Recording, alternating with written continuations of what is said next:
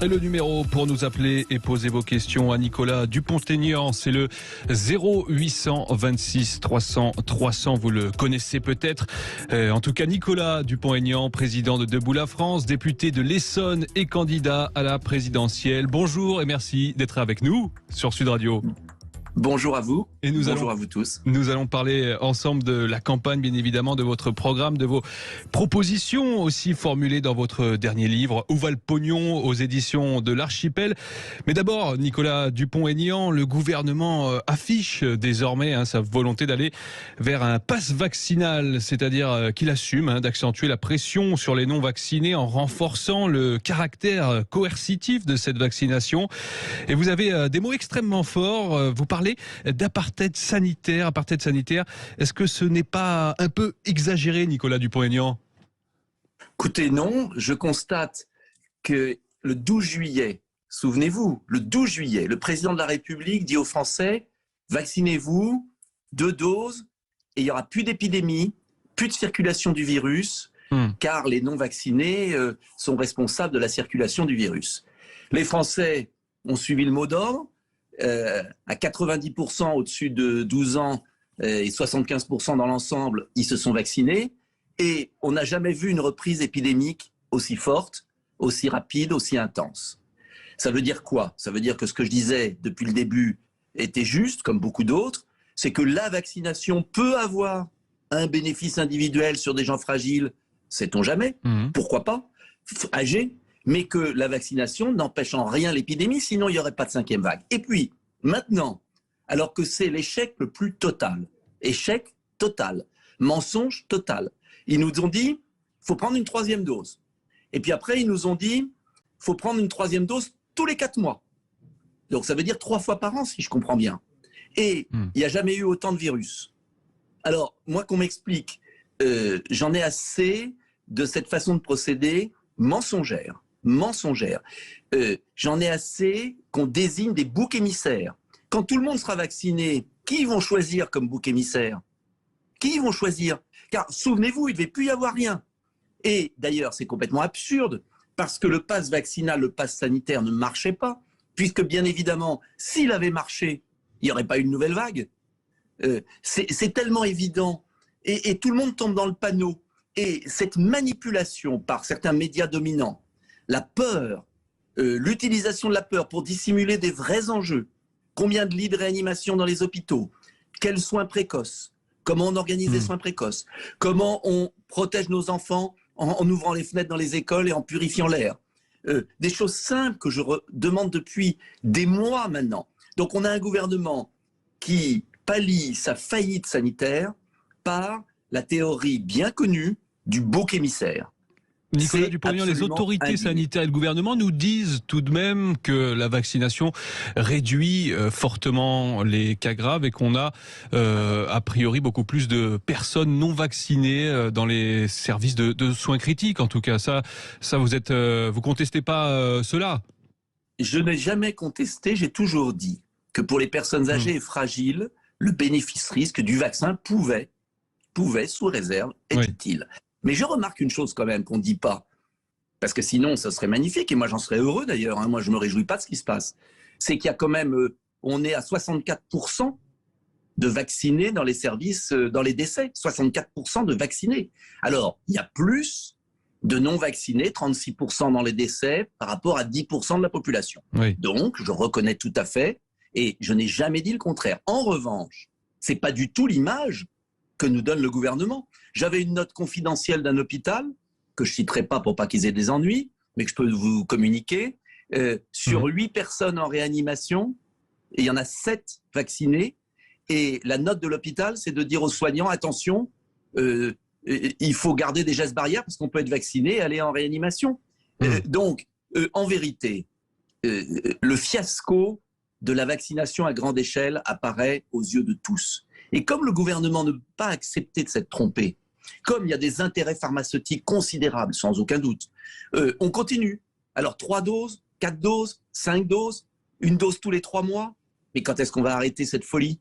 Et je remarque, et tous les scientifiques le remarquent, et commencent à le dire, que plus on vaccine une population, qui n'auraient pas besoin d'être vaccinés. Je ne parle pas des gens fragiles, je parle des jeunes par exemple.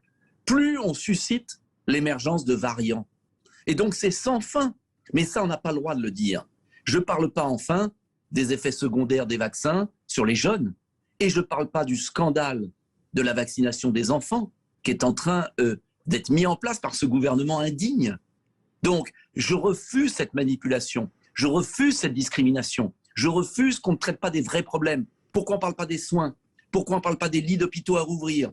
Pourquoi on ne parle pas de recherche, peut-être sur un vaccin plus efficace? Pourquoi on ne dit pas la vérité ou les vérités qu'il y a? Pourquoi cette propagande folle qui s'abat sur le pays? Pourquoi? Je ne comprends pas. Et ce qu'il faut dire aussi, c'est que la France n'est pas un cas isolé. Il y a une dizaine de pays européens qui appliquent déjà un pass vaccinal ou un mélange hybride entre pass sanitaire et pass vaccinal, comme l'Allemagne qui laisse le choix à ses Landers. C'est-à-dire que finalement, tous ces pays-là aussi, si on suit votre logique, Nicolas Dupont-Aignan, ils sont actuellement dans un régime d'apartheid sanitaire. Ben, écoutez, ces pays-là multiplient les contraintes, multiplient le suivi, les fichages, et n'ont jamais eu autant de vagues épidémiques. Les Pays-Bas viennent de refaire un confinement. Alors qu'on ne m'explique pas que ça marche génial. Enfin, moi, je regarde les faits. Alors attention, je n'ai jamais dit, et je suis prudent, j'ai toujours été sur une ligne claire. La vaccination à bon escient pour des gens fragiles, car je n'ai pas le droit de faire prendre de risques à des gens fragiles, obèses, en diabète ou âgés. Deuxième point, donc à les eux, vous leur soins dites précoces. il faut vous vacciner. Ceux-là, s'ils veulent se vacciner, il faut peut-être se vacciner. Encore qu'on n'en sait absolument rien vraiment. Mais par précaution, principe de précaution. En revanche, pour les enfants, il y a eu 3 morts depuis mars 2020 d'enfants en France, 3, qui étaient liés à autre chose. On va vacciner des millions d'enfants qui ont une bonne défense immunitaire naturelle. Quant aux jeunes, j'ai demandé une commission d'enquête sur les effets secondaires, notamment sur les sportifs, sur les myocardites. Là, on n'a pas le droit de le dire. Donc, est-ce qu'on ne peut pas, dans ce dossier, revenir au bon sens, une palette? J'ai toujours proposé la même chose, des gestes barrières, parce qu'il en faut, des soins précoces, soigner tout de suite, ensuite, des lits d'hôpitaux, arrêter de les fermer. Ce gouvernement ferme encore des lits. Il a fermé 17 000 lits depuis 2017 et en 2020, il en a fermé 5 700 et le Ségur de la santé ne prévoit pas d'ouverture de lits. Voilà. Est-ce qu'on ne peut pas reconnaître d'ailleurs nos ignorances? Tout n'est pas parfait. Pourquoi l'épidémie repart dans les endroits où qui ont été le plus vaccinés? Qu'on m'explique. Pourquoi il y a des professeurs de médecine qui ne sont jamais interrogés dans les télés? Vous les interrogez, mais vous reconnaissez que c'est toujours le même discours. Et on va aller à quoi? À une dose tous les mois? Et c'est Pfizer qui va décider? C'est une entreprise privée qui va décider de nos libertés individuelles? Mais on marche sur la tête. Français, mais réveillez-vous. On marche sur la tête. Alors Nicolas Dupont-Aignan, on a encore énormément de questions à vous poser, bien entendu. Vous continuez également à nous appeler 0826 300 300. On revient dans un tout petit instant. On est ensemble sur Sud Radio jusqu'à 14h et on est avec Nicolas Dupont-Aignan, président de Debout la France, député de l'Essonne, maire de Hyères et auteur du livre Où va le pognon? Comment récupérer 100 milliards d'euros par an de fraude et de gaspillage pour rebâtir la France. C'est aux éditions Archipel. Oui, Nicolas Dupont-Aignan, on a commencé à l'évoquer un peu avant la pause. La vaccination ouverte à tous les enfants de plus de 5 ans dès mercredi, c'est ce que souhaite le gouvernement, c'est-à-dire après-demain. Il attend encore l'avis de la Haute Autorité de Santé prévue aujourd'hui. Gouvernement qui a d'ores et déjà prévenu que cette vaccination-là pour les enfants, elle ne serait pas obligatoire. Est-ce que ça, au moins, vous reconnaissez que c'est une bonne chose de ne pas la rendre obligatoire pour les enfants? D'abord, je précise, je ne suis plus maire de Hyères en raison du cumul des mandats, simplement conseiller municipal.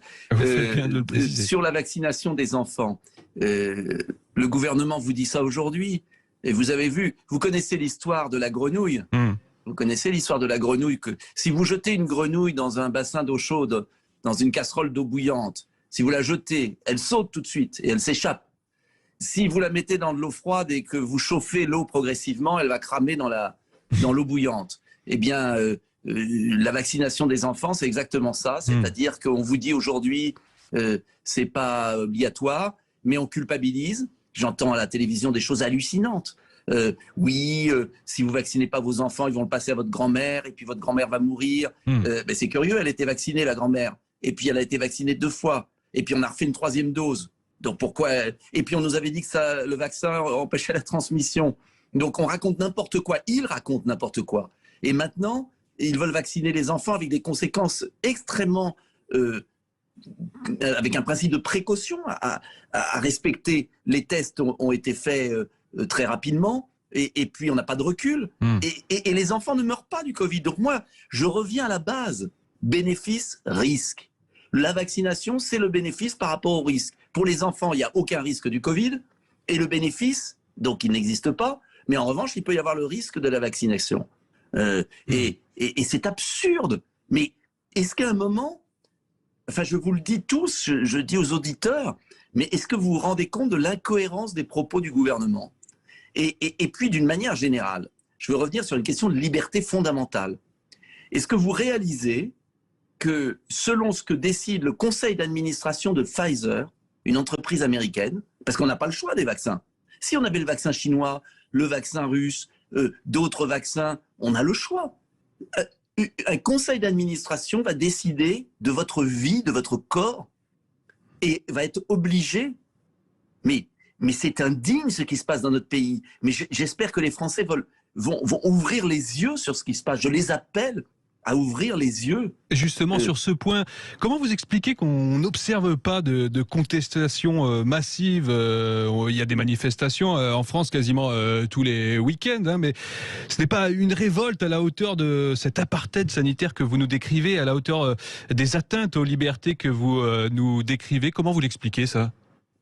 La propagande, matin, midi et soir. Donc la propagande et la peur.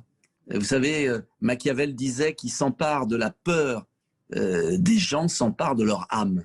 Donc ils se sont emparés de la peur des Français. Ils jouent de la peur. Et en plus, ils sont incompétents. Donc voilà, moi, je voudrais encore une fois, j'ai pas, comment vous dire, je me méfie des gens qui savent tout. Je dis simplement, il y a une palette de solutions. Il faut, face à ces virus, trouver des palettes de solutions, tâtonner. Et puis, j'aimerais enfin qu'on parle d'autre chose, parce que pendant ce temps-là, la peur est utilisée pour pas parler de la présidentielle. Et pendant ce temps-là, Emmanuel Macron va enjamber la présidentielle avec des choix majeurs de pouvoir d'achat, d'emploi, de sécurité, d'immigration, d'école, d'hôpitaux, on en a parlé un peu. Donc, moi, j'aimerais aussi que on fasse attention, parce que nos libertés sont en cause, mais notre première liberté, qui est le vote, parce que s'il n'y a pas de campagne et si on terrorise les Français, bien le risque, c'est qu'ils réélisent Macron pour 5 ans. J'appelle ça une forme de dictature, c'est-à-dire que l'élection présidentielle est passée. Alors, je mets en garde les Français. Vous pensez que cette élection peut aussi ne pas avoir lieu comme prévu en avril prochain ? Je ne peux pas l'imaginer, mais ils sont prêts à tout, puisqu'ils sont prêts à tout. Maintenant, je n'ose pas l'imaginer. Donc, en revanche, ce qui peut se produire, c'est qu'il n'y ait pas de débat. C'est que tous aux abris, on parle de peur toute la journée, et quand les gens ont peur, ils ne réfléchissent plus. Voilà. Alors, on vous dit, vous allez mourir tous les jours. Et alors, évidemment, la facture d'électricité, l'école des enfants, tout ça passe au second degré, c'est normal. Quand on a peur, mais la vie continue, la plupart des gens guérissent, enfin, faut revenir sur Terre. Et pourquoi d'ailleurs, c'est très intéressant, pourquoi ce sont dans nos sociétés occidentalisées? Regardez ce qui se passe dans le monde, tous les pays ne sont pas comme ça. Allez voir en Floride, par exemple, un État américain, les gens se promènent sans masque, il n'y a rien, il n'y a pas la peur, parce qu'il y a un gouverneur intelligent qui a dit « ça suffit maintenant ». Donc, il ne s'agit pas de nier le virus, il faut le combattre. Mais il faut qu'on combat bien ce qu'on regarde en face sans avoir peur. Et puis, il y a des enjeux, il y a des choix majeurs politiques à faire. Et j'invite, c'est pour ça que je suis candidat. Et moi, je serai le candidat de la liberté. Alors, la liberté retrouvée. Candidat pour la 3e fois, hein, Nicolas Dupont-Aignan. Et oui. Quel est votre espace politique aujourd'hui? Je sais qu'on vous pose souvent la question, mais est-ce que vous vous sentez pas un peu pris en tenaille entre Marine Le Pen, Éric Zemmour et Valérie Pécresse? Est-ce que vous envisagez de rallier éventuellement l'un de ces candidats? Non, je ne me sens pas. Je suis en tenaille en termes de temps de parole, ça c'est sûr, car j'ai. Mais vous savez, quand on regarde les sondages, ils paraissent mieux placés que vous pour le moment. Ben oui, mais les sondages, ils sont indexés sur les temps de parole. Alors, c'est l'œuf et la poule. Donc, moi, je présente ma personnalité, je présente une démarche et un projet. Et j'estime que les Français ont besoin de choix et de liberté de choix. Et je n'accepterai jamais que les sondages, les médias décident qui a le droit d'être candidat ou pas. J'ai proposé, en plus je suis le seul à l'avoir proposé, une primaire patriote allant de Marine Le Pen à Éric Zemmour et même à Wauquiez, Retailleau et d'autres, s'ils veulent de la gauche, parce que ce n'est pas un problème de droite, c'est un problème de France. Et ça m'a été refusé. Voilà, bon, la primaire, ça sera le premier tour. Et j'estime que les Français ont le droit d'avoir le choix, d'avoir des personnalités différentes. Je suis gaulliste, je crois à l'indépendance de la nation, à la liberté du peuple et au rassemblement des Français. Je pense qu'il faut apaiser et rassembler. Voilà. Après, chaque candidat, je ne vais pas parler des concurrents, bon courage à eux. Est-ce qu'on peut avoir une compétition loyale? Une compétition loyale où on entend un peu tout le monde. Voilà, donc je vous remercie de m'inviter. Et j'ai des propositions concrètes. Justement, on va y venir. Des propositions que vous présentez dans votre livre-programme Où va le pognon. Ça commence notamment par la lutte contre la fraude sociale. Vous évoquez notamment des millions de fausses cartes vitales aujourd'hui en France. Alors, sur cette question, il y a quelques estimations contradictoires. Ça va de 600 000 fausses cartes à 7 800 000 selon toutes les sources. Quoi qu'il en soit, comment vous comptez attaquer ce problème? Écoutez, on nous emmerde avec pardonnez-moi l'expression, avec un pass, des QR codes pour aller s'asseoir à une terrasse de café, manger une glace, etc. Mais en revanche, personne ne contrôle aucune carte vitale. Je demande simplement une carte vitale biométrique bien faite qui serait remise en main propre par les sous-préfectures. Ça mettrait plusieurs années, mais il doit y avoir une carte vitale par assuré social. Voilà, c'est quand même du bon sens.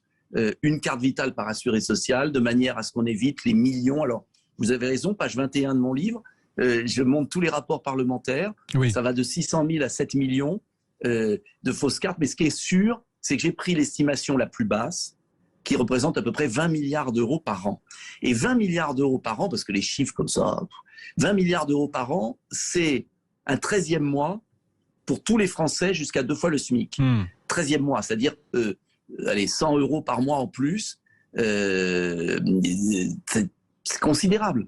Ça veut dire qu'on pourrait augmenter les salaires de 8%. 8%. En cette période difficile de pouvoir d'achat, 8% si on faisait la chasse au gaspillage des fausses cartes vitales.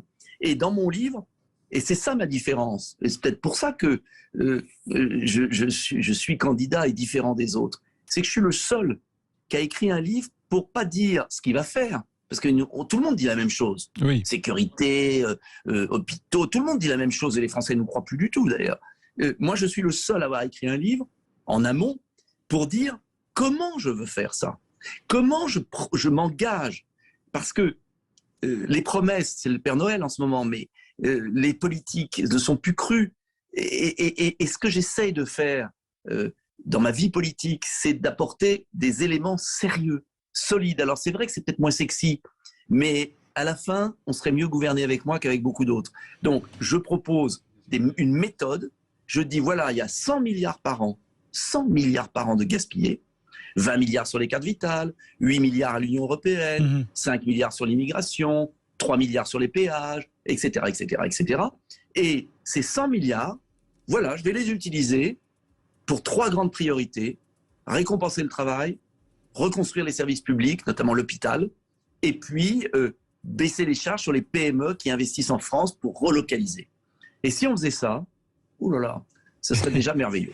On va continuer juste après la publicité, Nicolas Dupont-Aignan, à lister vos solutions pour récupérer 100 milliards d'euros. Et on sera aussi avec des auditeurs. Vous avez appelé Sud Radio 0826 300 300. On sera avec Pascal de Clermont-Ferrand.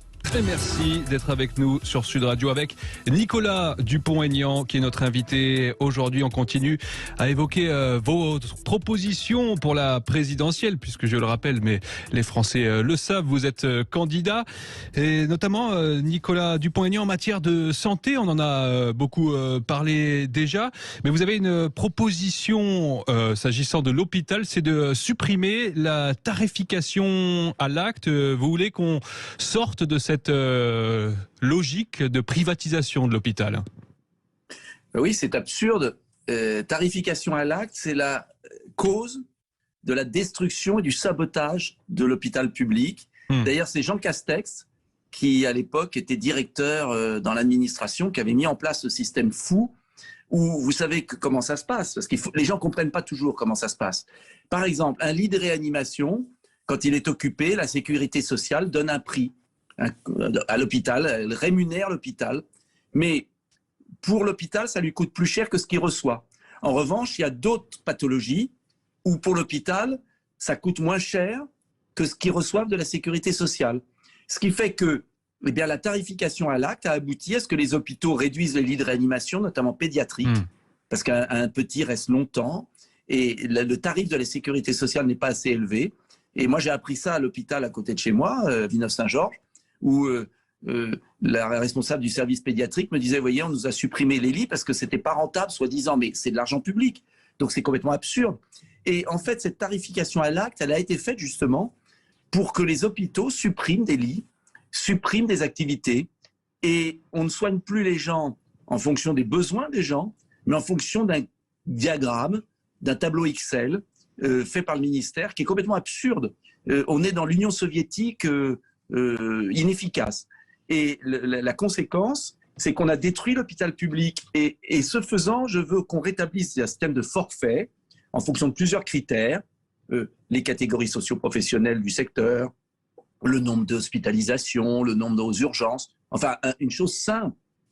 C'est la seule solution pour redémarrer l'hôpital public. Parce que si les infirmières sont parties, s'il y a 20% de praticiens hospitaliers absents, s'il y a 5% d'infirmières absentes, c'est parce qu'ils n'en peuvent plus du mode de fonctionnement. Ils n'en peuvent plus de cette logique bureaucratique. Et il faut absolument retrouver des petits hôpitaux qui fonctionnent. Vous savez qu'ils ont fermé, par exemple, plus de 250 maternités sur 700. Vous avez des secteurs, je pensais à la Nièvre, par exemple, j'ai été dans la Nièvre, il n'y a plus qu'à Nevers où il y a quelques lits de réanimation, mais il n'y a plus rien. Si vous avez un accident d'auto la nuit à 50 km, vous êtes mal barré. Donc, ça veut dire quoi? Ça veut dire qu'en fait, combien de places il faudrait créer à l'hôpital? Selon vous, selon vos projections, combien de places de lits d'hôpitaux il faudrait créer? Ils ont supprimé, en 20 ans, tous ces gouvernements ont supprimé 100 000 lits. Ils ont supprimé 100 000 lits. Je propose, en 5 ans, d'en rouvrir 20 000. C'est-à-dire, en gros, une structure par département. Notamment dans les départements ruraux, abandonnés, où il n'y a plus d'égalité de soins, où nos concitoyens ne peuvent plus être soignés. Et je propose de rouvrir une structure par département, notamment dans les coins où il y a un manque. Je vais vous donner un autre exemple. À Saint-Claude, dans le Jura, le maire me disait, ils lui ont supprimé progressivement des services et maintenant le laboratoire d'analyse. Ce qui fait que s'il y a une opération, il faut envoyer à Dole le flacon de sang pour être analysé. Enfin, on est en plein délire. Ils ont tout cassé. Ils ont cassé l'hôpital. Vous savez combien il y a d'infirmières qui ont cessé d'exercer en France? 180 000. Il y a 180 000 infirmières qui font un autre métier. Pourquoi? Parce qu'elles sont écœurées. Donc, est-ce que c'est mieux de donner 10 milliards par an à l'Union européenne pour financer la Turquie, la Pologne et les autres? Ou est-ce qu'on prend cet argent et on le met sur nos hôpitaux? Voilà, moi, ce que je propose. Je propose un plan de sauvetage de notre hôpital public. C'est vital, car aujourd'hui, vous avez 20 millions de ruraux qui n'ont plus les conditions de soins optimales. Les gens dans les villes ne se rendent pas compte ce qui se passe dans les départements français. Vous ne pouvez plus être soigné. Je ne sais pas si vous réalisez ce que ça veut dire. Alors, on nous rebat les oreilles avec le Covid matin, midi et soir. Mais en attendant, comment on soigne quelqu'un qui a un accident sur la route? Comment on soigne quelqu'un qui a un cancer, qui n'est pas opéré parce que les plateaux hospitaliers ne fonctionnent plus? Les blocs opératoires sont fermés à moitié dans certains hôpitaux. Nicolas Dupont-Aignan, on est avec un auditeur de Sud Radio qui a une question pour vous, Pascal. Bonjour Pascal. Oui, bonjour Arthur. Bonjour à vous Pascal. Voilà, ma petite question, j'ai entendu dire tout à l'heure que tout le monde était touché, le monde entier était touché par l'épidémie. Et bon, j'ai eu l'occasion de voir une carte il n'y a pas longtemps, j'ai remarqué qu'il y avait quand même que certains pays qui étaient touchés, pas tous. En particulier, je pense à l'Afrique, à l'Asie, à l'Amérique du Sud, qui est touchée dans une moindre proportion. Et la question que je me posais, monsieur Dupont-Aignan, est-ce que vous pensez que ça a un lien avec le forum de Davos et les gens qui prennent des décisions? Écoutez, ça a un lien, ce qui est sûr, c'est que ça a un lien avec la pression de l'industrie pharmaceutique sur des dirigeants. Moi, je constate, je ne comprends pas en fait, je vais être très franc avec vous. Je pose des questions, je ne comprends pas. Je ne comprends pas cette folie vaccinale dans certains pays. Je ne comprends pas, par exemple, je vais vous donner une anecdote qui vous fera tout comprendre peut-être.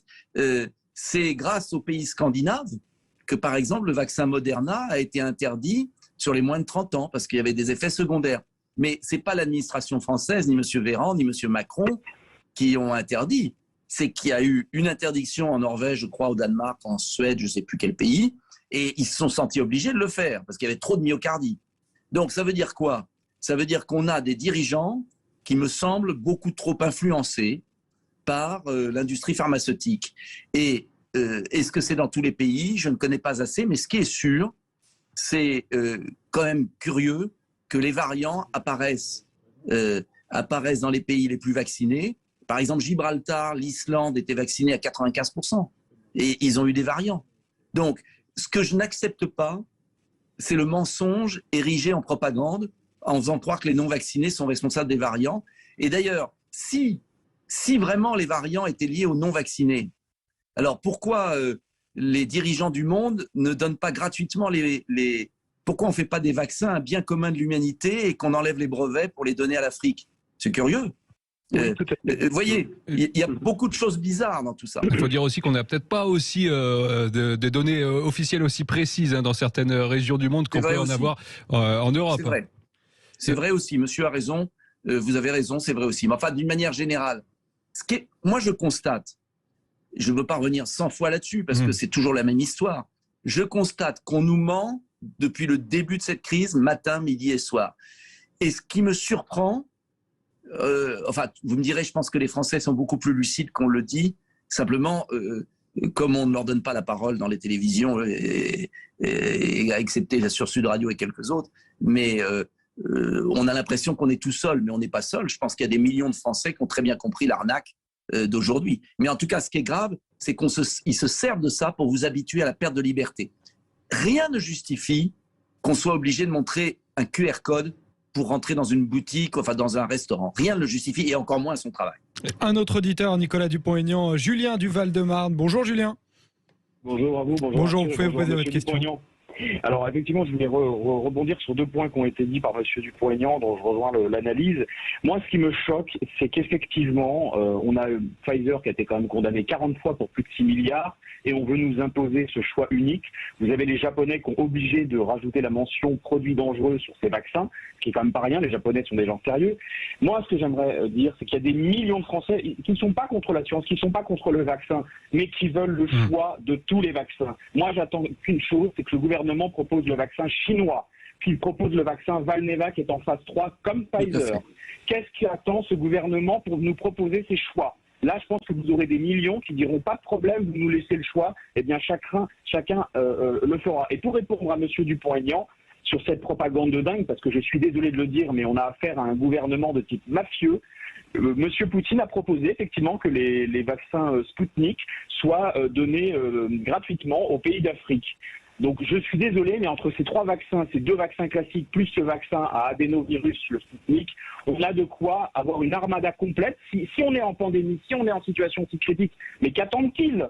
Et puis deuxième point, je voulais revenir là-dessus avec monsieur Dupont-Aignan. Effectivement, monsieur Rémital a appelé à l'union sacrée dans le cadre de la présidentielle. Monsieur Dupont-Aignan, que proposez-vous pour faire bloc avec d'autres politiques et faire une maison commune, une maison d'opposition puissante, notamment pour ceux qui proposent de mettre fin au pass sanitaire, au pass vaccinal et à la liberté vaccinale et à l'autorisation des traitements. Qu'est-ce que vous comptez faire, Monsieur Dupont-Aignan, parce que l'heure est vraiment grave et si on ne réagit pas maintenant, je crains, hélas, qu'on soit dans une tyrannie covidiste qui aille dans un régime très dangereux pour notre démocratie. Merci à vous. Alors Nicolas Dupont-Aignan, peut-être sur cette deuxième question, puisque vous avez déjà quand même un peu répondu sur les vaccins. Je tends la main aux uns et aux autres. J'ai toujours dit, j'avais proposé cette fameuse primaire ouverte pour que les Français choisissent celui ou celle qui pourrait être la plus à même de défendre la liberté. Voilà, j'ai tendu la main, j'ai encore rappelé il n'y a pas longtemps, je ne vais pas faire de secret, Monsieur Philippot et d'autres. Je suis convaincu qu'il faut absolument, en tout cas qu'il y ait une voix à la présidentielle qui soit sans ambiguïté aucune sur la question de la liberté. Sans ambiguïté, pas peut-être bien que oui, peut-être bien que non. Vous avez des échanges, Nicolas Dupont-Aignan, avec Éric Zemmour, avec Marine Le Pen? Non, pas avec. J'en ai eu, mais pas en ce moment. J'en ai eu récemment avec Florian Philippot. Voilà, maintenant, j'ai lancé des appels successifs. Je suis convaincu que les choses vont se décanter. Je l'espère en tout cas, parce que votre auditeur a totalement raison. La situation est extrêmement grave, mais extrêmement grave. Je crois qu'on n'a jamais atteint un tel niveau de manipulation et de propagande dans notre pays. Vraiment. C'est vrai que finalement, on reproche, on entend beaucoup de reproches sur la gauche qui n'arrive pas finalement à partir en ordre de bataille avec un seul candidat pour cette présidentielle. Est-ce qu'il ne peut pas y avoir la même chose dans le camp que vous représentez, par exemple le bloc populaire, puisque je recevais vendredi dernier le politologue Jérôme Sainte-Marie qui décrit ce bloc populaire qui serait, d'après lui d'ailleurs, majoritaire en France, mais là encore il est divisé et finalement... Je suis d'accord avec vous. C'est pas faute... Écoutez, c'est pas pour me justifier, mais je suis le seul qui a, au second tour de 2017, a pris des risques quand même. C'est vrai. Et je suis le seul. Hein. Il n'y avait pas grand monde derrière moi. Oui. Bon, j'ai assumé mes choix. Je ne regrette pas un instant. Ensuite, j'ai proposé une primaire pour que, si on avait fait la primaire que j'avais demandé au mois de décembre, imaginez aujourd'hui, il y aurait un seul candidat qui serait sorti du lot, quel qu'il soit, et on serait dans une autre posture. Voilà. Maintenant, je ne suis pas dans la tête des autres. Maintenant, il croit que... En fait, si vous voulez, ce que je crois, le fond de ma pensée, c'est que certains candidats pensent que par les sondages et par les médias, ils peuvent tuer les autres. Moi, je crois qu'il n'y a que par le suffrage que ça aurait pu se faire, parce que c'est beaucoup plus honnête. La preuve en est. Regardez, dans la primaire républicain, personne pensait que Ciotti aurait 40% des voix. Personne. Donc ça veut dire quoi? Ça veut dire que c'est la démocratie qui doit jouer. Bon, maintenant, moi je vais vous dire, ce que j'aimerais aussi, et je le dis à l'auditeur qui vient de parler, c'est vraiment de plaider, c'est ce que je ferai pendant cette campagne, de plaider pour que les gens aillent voter. Parce que s'il y a 47 millions d'électeurs, admettons qu'il y en ait 40 millions qui aillent voter, ce serait merveilleux. À la dernière présidentielle, c'était 35 millions. Au deuxième tour, il y avait 4 millions de votes blancs. Donc, ça faisait dire qu'il y avait 30 millions de gens qui ont voté vraiment. Imaginez qu'il y ait 10 millions de plus de gens qui votent. Imaginez. Mais c'est le bouleversement total. Tout est revu. Parce que les sondages ne veulent rien dire. Ils sont faits sur ceux qui disent aller voter. Oui. Sur la moitié de la population. Donc, moi, je dis aux Français, là, c'est votre dernière peut-être élection présidentielle libre. Donc, et j'espère qu'elle aura bien lieu et qu'ils ne nous auront pas tous enfermés avant. Donc, je vous supplie d'une chose, allez voter. Dites pas c'est les mêmes, c'est pas vrai, c'est pas les mêmes. Allez voter. Nicolas Dupont-Aignan, on se retrouve juste après la pub et une dernière auditrice aura une question à vous poser. On retrouvera Karine. Continuez à appeler au 0826 300 300. On est ensemble sur Sud Radio. On est ensemble avec Arthur Delaborde et Nicolas Dupont-Aignan, président de Debout la France et candidat à l'élection présidentielle. On termine cet entretien qui dure depuis 40 minutes désormais avec une dernière question d'une auditrice de Karine. Bonjour Karine. Bonjour à tous. Bonjour à vous Karine. Merci on vous écoute. de me donner la parole. Donc je souhaitais intervenir également sur le sujet de la pandémie et du Covid, et notamment suite à une nouvelle qui a été relayée par Sud Radio ce matin, qui est la possibilité de soumettre l'accès aux entreprises, l'accès aux salariés dans les entreprises à un pass vaccinal. Exactement. Et donc, pour reprendre l'image qui est utilisée par Nicolas Dupont-Aignan de la grenouille dans la marmite, j'aimerais avoir son avis sur le fait que peut-être qu'on a dépassé en fait le moment où on peut sortir de la marmite.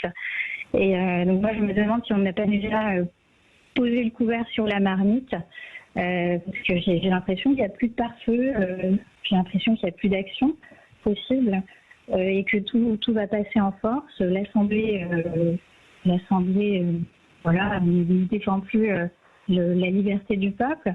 Et puis il y a aussi la possibilité d'un décret peut-être. Alors Nicolas Dupont-Aignan, est-ce qu'on a posé le couvert sur la marmite? Et je précise juste que pour le moment, il s'agit du pass sanitaire qui pourrait être obligatoire en entreprise, puisque la loi sur le pass vaccinal arrivera, elle, début janvier à l'Assemblée. Écoutez, faut se battre, mais on a une chance inouïe dans notre malheur. C'est qu'on a l'élection présidentielle le 10 avril.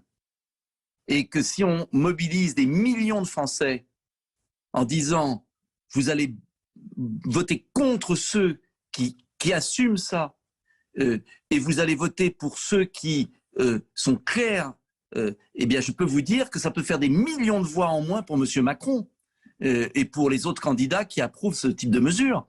Et donc moi je pense qu'il faut se servir de ce levier qu'on a là le 10 avril, parce que le 10 avril vous avez encore une petite voix là. Et ce qui est la pire des choses pour moi, c'est la désespérance collective. Parce que je la partage avec vous. C'est effrayant ce qui se passe. En plus, c'est inefficace. C'est attentatoire aux libertés, totalement inefficace en plus. Donc, mais on a et je crois que si les dirigeants sentaient qu'il y a des millions de Français lucides, et il y en a des millions, il y a d'abord les millions qui ne sont pas vaccinés. Et puis, il y a beaucoup de gens qui ont été vaccinés de bonne foi et qui commencent à se poser des questions. Et puis, au bout de on va les débrancher, là, parce qu'ils n'ont pas fait la 3e dose, la 4e. Bon, il y a beaucoup de gens qui commencent quand même à se poser des questions. Donc, il y a des millions de Français qui peuvent renverser les choses, renverser la table. Donc, moi, ce que j'aimerais, je dis à cette dame, c'est jamais perdu dans la vie, dans l'histoire. La France a toujours remonté la pente sur la liberté parce que le peuple français ne peut pas accepter ça quand même. Et c'est à nous de convaincre, vous, madame, de convaincre vos voisins, de leur dire, mais regarde un peu ce qu'ils sont en train de te faire. Regarde ce qu'ils sont en train de faire. On est abreuvé d'une propagande. Ben, cette propagande, il faut lutter contre partout, dans les repas de famille, à Noël, en expliquant qu'on se moque de nous. Voilà. Merci. Mais c'est le combat. Merci infiniment, facile. Nicolas Dupont-Aignan. Votre dernier livre, Où va le pognon, aux éditions de l'Archipel. Merci d'avoir pris le temps de répondre à nos questions et aux questions de tous ceux qui écoutent Sud Radio, bien évidemment. Joseph, on va maintenant accueillir un militant associatif qui a tourné des images très commentées ce week-end. Eh oui, peut-être l'avez-vous vu dans l'actualité ou au tout début même sur Twitter. C'est une vidéo qui a fait un buzz étonnant et pour cause. Théophile est avec nous. Bonjour Théophile. Bonjour. Bonjour Théophile, du coup vous avez été auteur des vidéos publiées sur Twitter montrant des militaires faisant des drifts, vous savez, quand on prend le frein à main et qu'on fait des tours, des dérapages, exactement Arthur, devant le camp de réfugiés à Calais. Et alors c'est pas vous qui avez directement publié ces vidéos-là, c'est un de vos amis, mais est-ce que vous pouvez nous expliquer un peu ce que vous avez vu et comment un peu ça s'est passé, des descriptions des faits réels quoi. Ouais, bah du coup c'était une patrouille sentinelle qui circulait sur l'un des campements de personnes exilées à Calais parce que c'est un parmi de nombreux. C'était quand précisément Théophile ? C'était hier aux alentours de 10h30 et du coup c'était une patrouille qui a ensuite allé se stationner à l'extrémité du terrain vague. En fait, c'est un terrain qui a été complètement défriché et terrassé par la préfecture pour le rendre inondable et inhabitable pour les personnes exilées. Et en fait, Du coup, entre guillemets, les sentinelles Vigipirates sont tombés dans le piège de la préfecture et se sont enlisés là où la préfecture avait tout mis en œuvre pour empêcher les personnes de vivre ici. Et tout de suite, il y a des personnes exilées qui sont venues pour prêter main forte et pour mettre pour essayer de dégager le véhicule avec des CRS qui sont arrivés en nombre pour regarder mais qui n'ont pas mis un doigt dans la boue. Et puis ça a duré bien 3-4 heures le temps que le véhicule soit dégagé. Mais ce qui est pertinent à mon sens, c'est que c'est un terrain qui est aussi concerné par un arrêté préfectoral de distribution qui est renouvelé depuis plus d'1 an et qui nous interdit, nous, en tant qu'association, de distribuer de l'eau et de la nourriture sur ce lieu de vie, et où nous, on est verbalisé quand juste on va à proximité pour distribuer de l'eau ou de la nourriture, et que là, en fait, il y a un véhicule de l'armée qui est en service, qui s'amuse à faire des dérapages au sein d'un lieu de vie de personnes exilées bloquées à la frontière, des gens qui dorment dans la boue et qui se font voler toutes les 48 heures leurs affaires par les CRS et les gendarmes mobiles sous le commandement du commissariat de Calais. Donc c'était un peu une contradiction quand même très très violente. Une forme d'indécence et d'impunité aussi. Enfin, nous, ça nous faisait penser à ça, quoi, un sentiment d'impunité. On est tellement dans une situation déconnectée du réel, ou alors c'est une autre forme de réalité à Calais, que des militaires se sentent en totale liberté de faire des dérapages dans un bidonville de personnes exilées, quoi. Parce que Théophile, vous êtes vous-même militant pour une association d'aide aux migrants. Oui, je travaille avec au sein de l'auberge des migrants pour l'action du Woodyard qui coupe et distribue 1 tonne de bois par jour à Calais. Donc vous étiez là concrètement pour distribuer du bois de chauffage et de cuisine, ouais. Très bien. Et est-ce que vous qui êtes là régulièrement sur place, est-ce que ces images que vous avez capturées, elles illustrent selon vous vraiment les relations qui existent entre les militaires et les migrants aujourd'hui à Calais ? Entre les militaires, ils sont un peu moins présents que les forces de l'ordre, que la police aux frontières, les CRS. Mais après, c'est sûr que, en fait, on a aussi documenté ça parce que c'est difficile pour nous qui sommes investis à Calais au quotidien de montrer et de médiatiser l'absurdité de ce qui se passe sur le terrain. Et c'est souvent incroyable comme situation, pas dans le sens extraordinaire, mais dans le sens difficile tout simplement à croire. Et là, on avait en face de nous quelque chose de complètement absurde qui avait lieu, mais en fait, des violences, il y en a quotidiennement, la nuit. Les forces de l'ordre qui rentrent, qui gazent, qui tabassent, qui prennent à partie les personnes exilées, des personnes qui sont nassées sur la plage pendant des heures dans le froid, dans le vent, tout type de violence et de harcèlement, des harcèlements quotidiens, des traitements inhumains et dégradants qui sont rapportés par la défenseuse des droits maintenant, par une commission parlementaire, par des associations comme Human Rights Watch, et c'est une goutte d'eau parmi tout un océan de violence, quoi. Mais merci infiniment Théophile, votre message est passé. Je vous remercie parce que je crois que c'est la première fois en plus que vous avez accepté de parler publiquement de ces images qui ont été très commentées ce week-end. Merci beaucoup Théophile, et on se retrouve demain, Arthur Delaborde, avec Charles-Henri Le Chevalier, notamment la rémunération des grands patrons, halte à la démesure, et on vous laisse sur Sud Radio en bonne compagnie avec Brigitte Lahaye pour parler d'un sujet important, l'inceste, avec un invité, Bruno Ponsenard, un psychanalyste. Merci à tous.